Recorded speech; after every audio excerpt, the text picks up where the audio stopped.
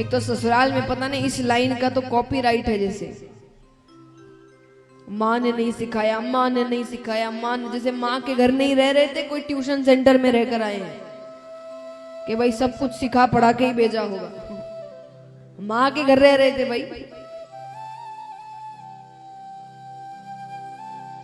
कहते हैं कि एक लड़की के लिए जीवन कितना बदल जाता है उसके मायके और ससुराल में, कितने सुंदर लाइनों में बयां किया गया है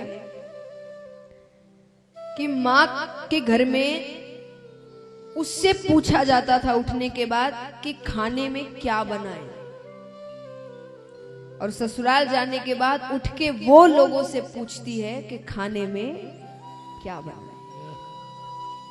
कितना अंतर है सोचिए। जब उसके घर में उससे पूछा जाता था क्या बनना चाहिए, क्या खाना है, अब वो जा जाके पूछते क्या बनाऊं, क्या पसंद है, क्या खाना है। कितना अंतर है उसके लिए। और उसके बाद भी इतनी सी गलती हो जाए तो हम तुरंत से खड़े हो जाते कहने को माँ ने नहीं सिखाया। नहीं सिखाया, आप सिखा दो, आपको भी तो माँ कहते हैं ना। इतनी बड़ी उपाधि दी गई है, सोचिए। बाहर जाने के बाद भी पति के माता पिता को माता पिता कहते हैं। क्यों? ये भगवान ने ये उपाधि, देखिए भगवान ऐसे ही उपाधियां नहीं देते किसी को। भगवान ने ये सोच कर दिया था कि अगर वो अपना पूरा परिवार छोड़कर आ रही है तो इस घर में भी उसको माता पिता ही मिले। ये सोचकर भगवान ने सास ससुर को भी माता पिता का स्थान दिया था। तो अपनी बेटी से हम ये सब थोड़ी कहेंगे।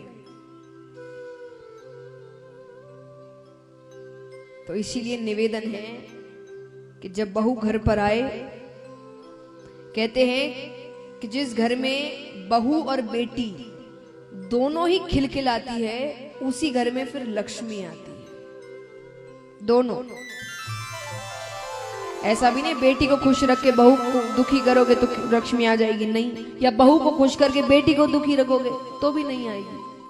जिस घर में ये दोनों खिलखिलाती है उस घर में लक्ष्मी आती है। दोनों को एक समान प्यार दीजिए। एक घर छोड़कर आई है तो प्यार देना चाहिए, एक को घर छोड़कर एक दिन फिर जाना है तो प्यार देना चाहिए। तो नहीं सीखा, कोई बात नहीं, गलती हो गई तो कोई बात नहीं, अगली बार सही हो जाएगा, उसके बाद सही हो जाएगा। तो महाराज, तो पत्नी वो भाभी आकर कहती है कि माँ ने झाड़ू काटना तक नहीं सिखाया, पर वो कुछ नहीं कहती। वो कहती कोई बात नहीं, एक हाथ और फेर दो। अब झगड़ा करेंगे इससे अच्छा एक हाथ और फेर देंगे तो काम ज्यादा आसान हो जाता है ना, जल्दी खत्म हो जाएगा। झगड़ा करने में तो आधी घंटा निकल जाएगा। वो कहती वो करने से अच्छा तो एक हाथ और फेर दो। सब्जी बनाए तो खूब नमक डाल दो। पर नरसिंह जी की पत्नी एकदम गाय, वो प्रतिकार ही नहीं करे। पर आजकल सहन शक्ति की भरपूर कमी आ गई है, कोई चुप ही नहीं होता। सुनते तो सिर्फ कथा या भजन, बाकी तो बोले ही बोले सब। आजकल सुनना सिर्फ इतना ही रह गया, या तो कथा या भजन, बाकी कोई सुनता नहीं। बड़े भाई का कमरा थोड़ा सा बड़ा है, छोटे भाई का थोड़ा सा ही, जो मेरा ही ऐसा क्यों, मेरा ही ऐसा क्यों।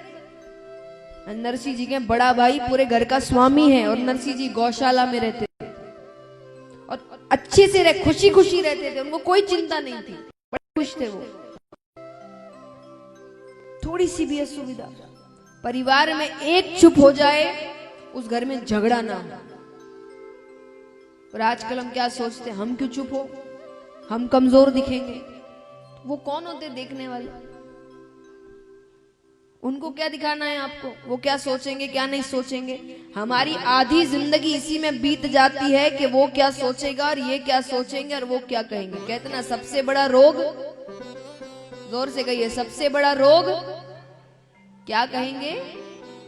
इतने सोचते हो इस बारे में तो कहो तो जोर से, सबसे बड़ा रोग। जब इतना सोचते हो क्या कहेंगे लोग, क्या कहे लोग, इक्के दुक्की घटनाओं में ये भी सोच लिया करो भगवान क्या कहेंगे। वो सोचने लगे उस दिन जीवन सुधर जाएगा कि लोगों से मतलब नहीं है, सोचना सिर्फ इतना है कि कोई भी काम करने से वो क्या सोचेगा। वो क्या कहेगा, बस इतना ही सोचो, जीवन सबका अच्छा हो जाएगा। हमने जीवन बिगाड़ी ये सोच के रखा है कि वो क्या कहेगा और ये क्या कहेगा और ये क्या कहेगा।